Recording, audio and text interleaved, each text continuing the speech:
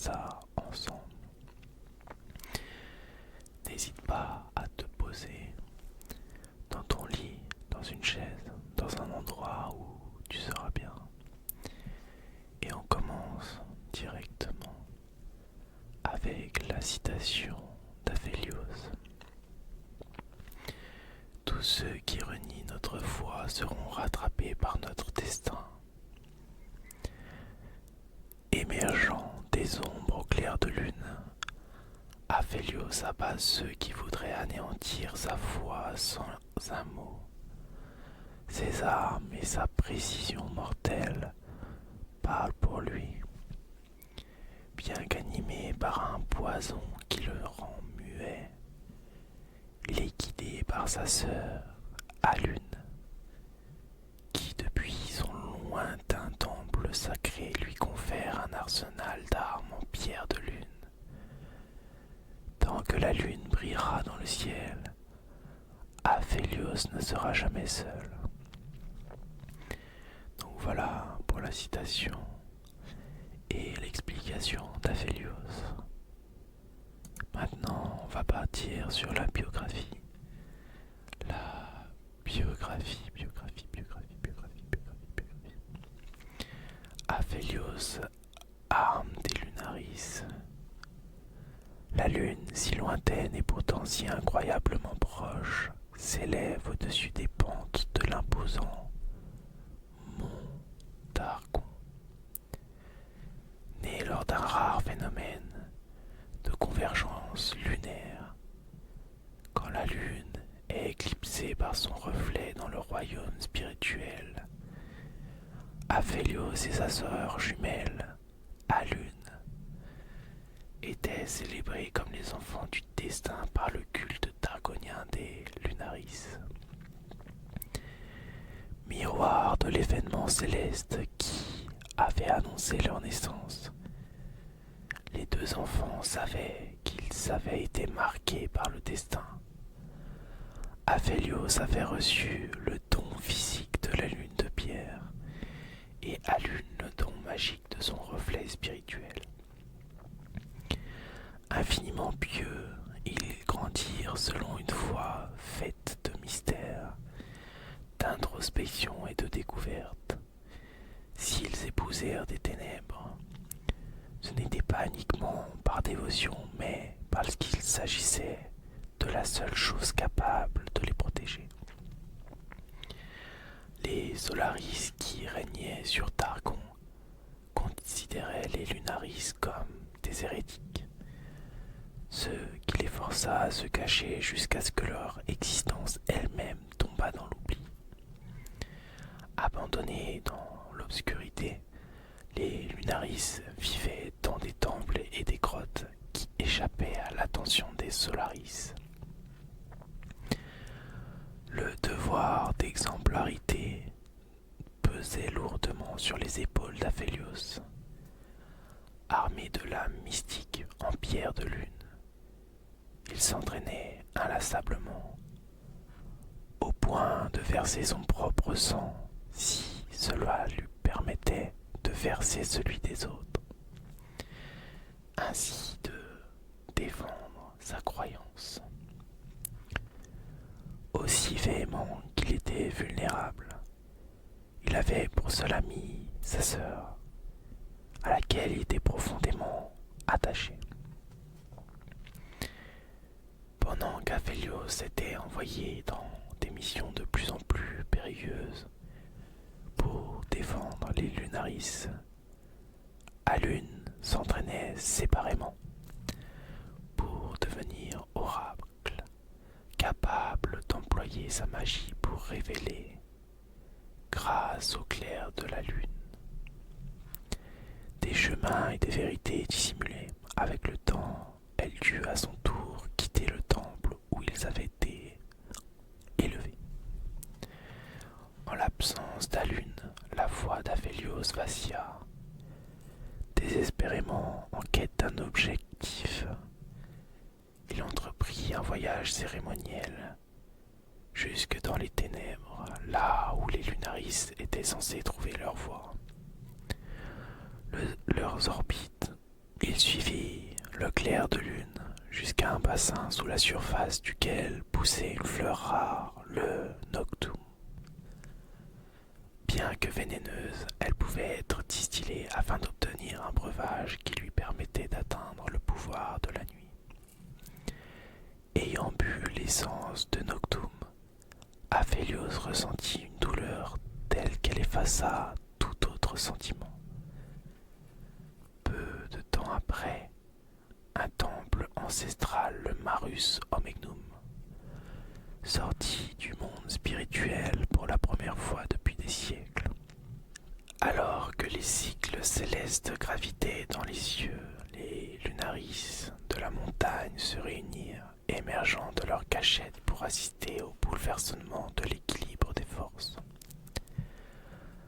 À chacune de ces apparitions, la forteresse n'acceptait qu'un seul occupant doté de dons magiques. Cette fois-ci, ce serait Alun, et son orbite la guida jusqu'au temple. Aphélios, qui pourtant n'exigeait jamais rien, demanda à assister à l'événement.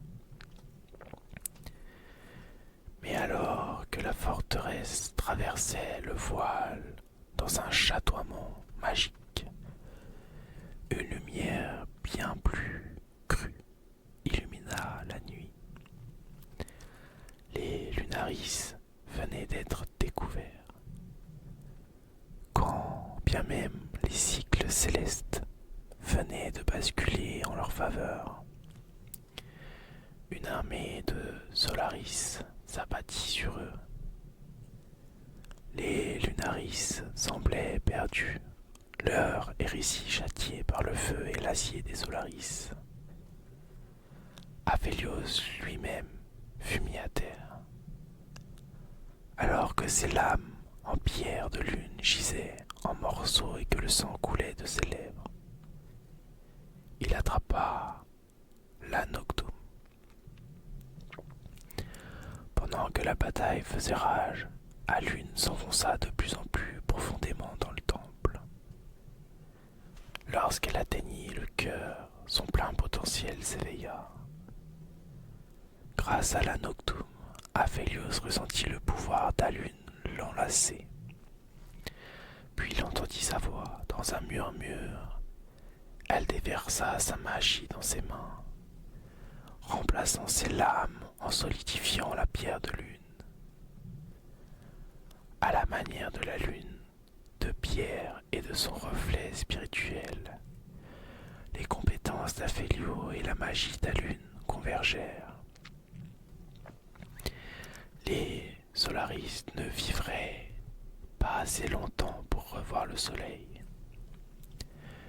De son pouvoir flamboyant, Alun envoya le temple, et elle avec lui, jusque dans le royaume spirituel, là où les Solaris ne pouvaient plus l'atteindre. De l'intérieur, renforcé par le pouvoir de focalisation du temple, Alun était capable de projeter sa magie n'importe où, tant qu'il existait un point vers lequel converger, tel que le poisson coulant dans les veines d'Aphélios. C'est à cet instant seulement qu'ils comprirent leur destin. Rangé par la douleur, Aphélios devrait creuser en lui-même un grand vide qui ferait de lui le vaisseau du pouvoir lunaire. Alun vivrait seul, isolé dans sa forteresse, mais guiderait son frère en regardant à travers ses yeux. Ensemble, ils seraient l'arme dont tous les lunaris avaient tant besoin.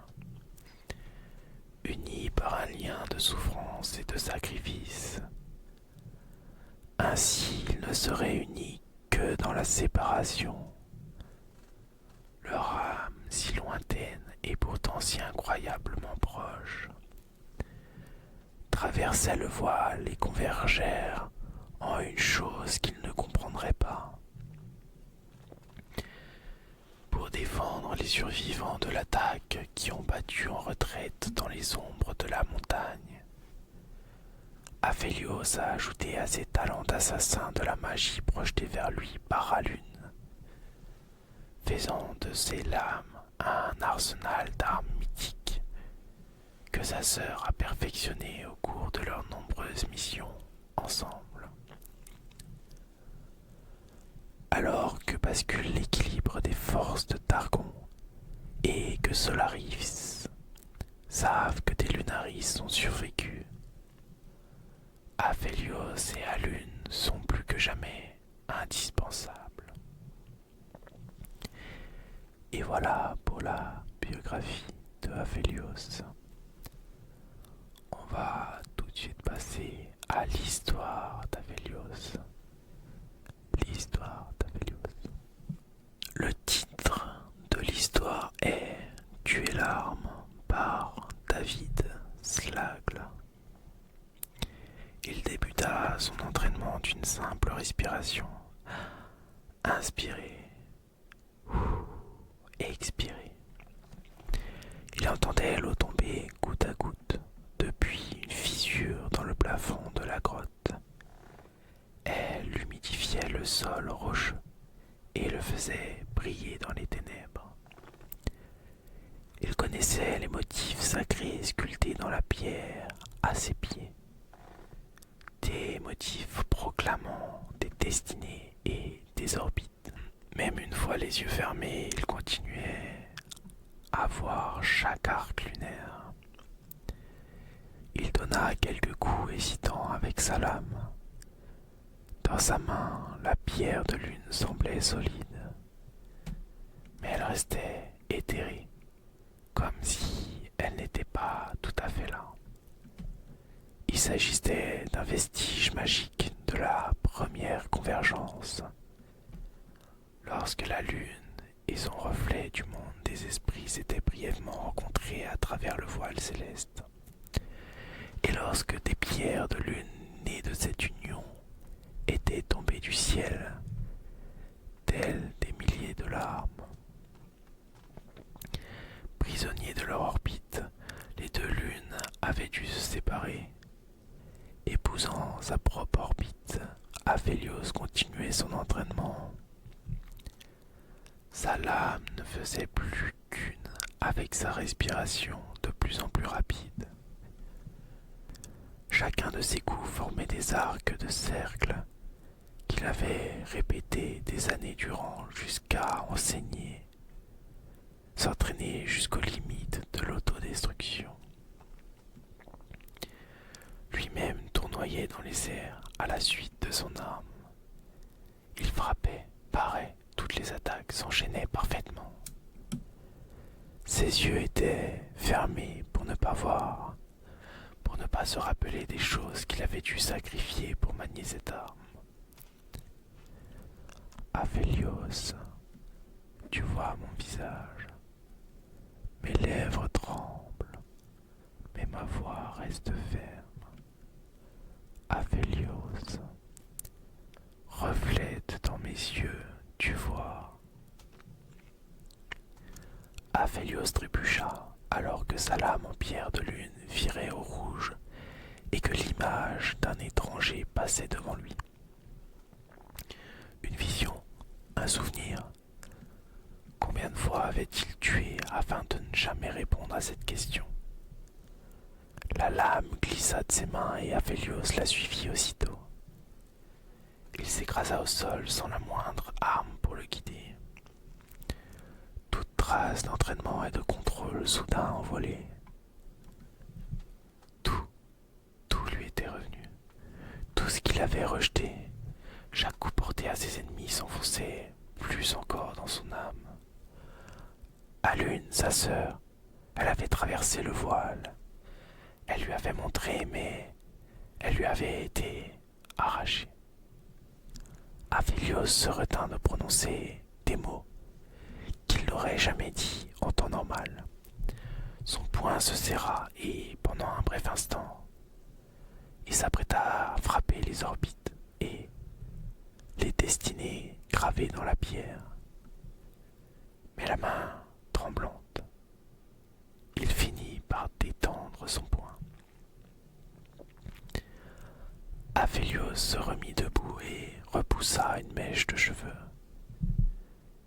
Devant ses yeux, il se rendit compte que la lune était déjà haute dans le ciel.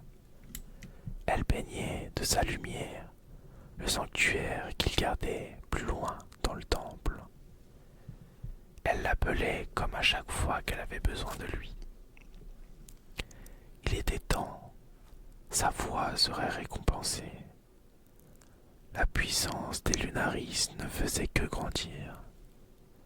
Elle traversait le voile céleste d'une magie spirituelle composée de secrets enfouis. Malgré son entraînement, Aphélios ne pouvait pas canaliser le pouvoir de la lune.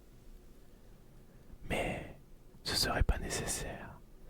Il prépara avec soin les noctums cultivés dans le bassin du sanctuaire, pilant leur essence comme pour faire un élixir caustique.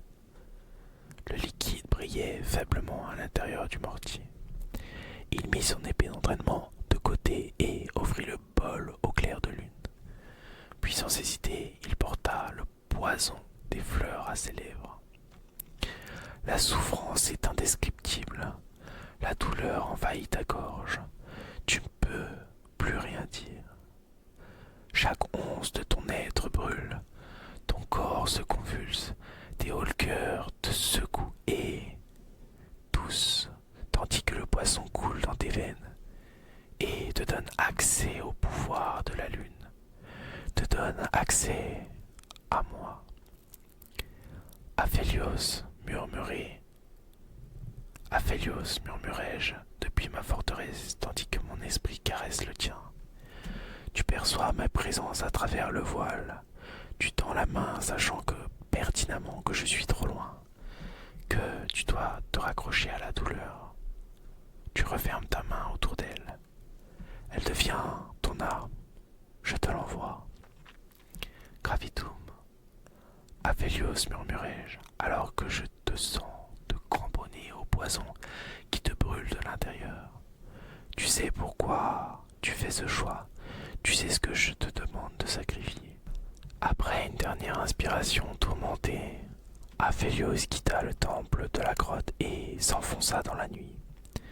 Son expression se durcit à cause de la douleur déchirante qu'il supportait.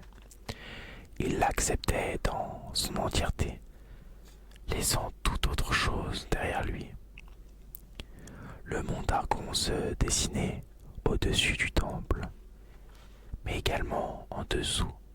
Sa silhouette s'étendait dans chaque direction. Le vent hurlant créait des traînées glacées qui scintillaient avant de disparaître, faisant danser l'écharpe d'Aphélios et battre sa cape. La lune brillait toujours plus haut dans le ciel. Elle le guiderait. C'était sa lumière qui lui parvenait à travers celle de la lune. Elle lui avait donné ce don dont il avait besoin. Gravitum n'était pas qu'une simple lame en pierre de lune. Durant l'entraînement, il avait tailladé, poignardé, tournoyé. Pour utiliser cette arme, il ferait de même. Mais sa portée serait bien plus grande. Un simple coup déchaînerait son pouvoir. Combinant ses talents et la magie de sa sœur, il tira et des orbes noirs furent éjectés du canon en direct d'un rocher qui flottait dans les airs grâce à la magie céleste de Dagon. Le pouvoir de Gravitum fit lentement tomber l'île. D'un simple bond, Aphélios commença à courir sur la surface de l'île, ses bottes soulevant de petites congères de neige avant de les faire tomber dans l'abysse. Chacun des orbes qu'il avait tirés rapprochait un autre bloc de granit. Il filait de rocher en rocher, les monolithes flottantes, se fracassant les uns contre les autres, après chaque passage. Il gravissait la montagne à un rythme effréné, là où d'autres auraient mis des jours à faire l'escalade. S'il décidait seulement d'entreprendre la dangereuse ascension, seuls les Solaris et ceux qui recherche la puissance vivait dans ces lieux. Aphélios dépassa leur colonie en contrebas, toute aussi silencieuse qu'ignorante. Des années durant, il s'était demandé comment les fanatiques Solaris avaient pu renier l'existence de sa foi. Il suivait les enseignements du soleil, craignait les ténèbres que seuls les Lunaris osaient affronter. Mais son destin était tout tracé. Les fanatiques seraient révélés à la lumière de la lune. Aphélios bondit jusqu'à la dernière île de pierre avant de s'arrêter au-dessus d'une clairière enneigée où un groupe de Solaris s'était réuni, leurs armes enflammées brillant dans la nuit. Les Lunaris appelaient ceux qui brûlent. Chaque nuit, ils immolaient les hérétiques de la lune. Chaque jour, leurs prêtres niaient toute existence autre que celle du soleil. Sous leurs sombres capuches, leurs visages étaient dissimulés par des flammes aussi froides que le jugement qu'ils rendaient. Ils avaient encerclé un barbare vêtu de pourpre et d'acier. L'étranger qu'il avait vu dans sa vision. La lumière de la lune s'arrêtait à l'orée de cette clairière. Elle s'arrêtait au pied du barbare. Aphélios, répétai-je, je murmure à ton âme en concentrant ma magie. Je connais les seuls mots que tu souhaites entendre. Je suis là avec toi. Aphélios s'élança depuis l'île rocheuse et chuta jusqu'au cœur du groupe d'hommes, prêts à se battre. Les armes de ceux qui brûlent brillaient encore plus fort maintenant que les ténèbres des tirs de Gravitum se propageaient dans leurs rangs. Les Solaris crièrent, surpris avant de se retourner pour combattre. Mais ils étaient cloués au sol par les orbes noirs. Aphélios lâcha son canon et une nouvelle arme apparut dans sa main. « Sévérum, murmurai-je. Aphélios atterrit sans quitter les yeux les visages brûlants de ses ennemis et lacéra le vide dans son dos avec Sévérum. Le rayon du pistolet en croissant de lune découpa l'île de pierre sans mal. Terrifiés, ceux qui brûlent virent avec horreur les immenses blocs de pierre s'effondrer sur eux, libérés de l'emprise de la lune déclinante. Ceux qui avaient survécu se dissipèrent dans la clairière, attaquant Aphélios avec leurs armes en fusion. Serpentant entre chaque coup, Aphélios continuait à frapper avec Sévérum, tandis qu'il tendait sa main libre pour rattraper une nouvelle arme qui franchissait le voile. Il savait qu'elle serait là. Crescendum, dis-je à la nuit. Décrivant un arc de cercle en plein vol, Césandum trancha la gorge de Solaris, encore vivant dans la clairière. Aphélios rattrapa la lame en pierre de lune, alors qu'elle revenait vers lui. Tout s'était terminé en quelques secondes. Le barbare se tenait devant lui. Il te regarde avec gratitude. À ses pieds, tu vois l'objet que cherchaient ceux qui brûlent. Un cimetière en forme de croissant de lune. Il ouvra la bouche, s'apprête à te remercier, mais voit ton visage se tordre. Bien que tu essayes de le cacher, tu combats la peur. Tu donnes un coup de poing dans ton épaule, et là, les lances de ceux qui brûlent ont transpercé ta cape. Tu essayes de te souvenir de la douleur, tu la cherches. Tu ne veux pas le tuer, mais tu dois le faire. Ton visage est trop engourdi pour sentir les larmes qui coulent sur tes joues. Mais tu sens les miennes. Aphélios, dis-je une dernière fois, forçant ma voix à traverser le voile. Je sens une accélération vertigineuse alors que nos orbites nous rapprochent. À travers tes yeux, je vois ce que le clair de lune révèle autour du cimetière. la raison pour laquelle il a été abandonné. Elle fuit. Nous devons la trouver. Le corps du barbare vêtu de pourpre reposait près des Solaris, dans la neige. Aphélios tomba à genoux en soupirant. Il leva les yeux vers la lune, écoutant un murmure que lui pouvait entendre. Son expression s'assombrit à nouveau. Sans un mot, il ramassa le cimeterre et s'enfonça dans la nuit. Et voilà la team. Fin de l'histoire d'Aphélios. J'espère qu'elle vous a plu. Personnellement, je crois que c'est l'une de mes préférées. Je l'ai trouvée tellement cool, tellement agréable. Le fait qu'il y ait deux personnages était tellement sympathique. Je vous souhaite une très bonne nuit, une très bonne soirée. J'espère que vous passerez une bonne sieste ou une bonne nuit. Si jamais, n'hésite pas à t'abonner et à lâcher un petit like. Sur ce, on se retrouve très vite pour la prochaine vidéo.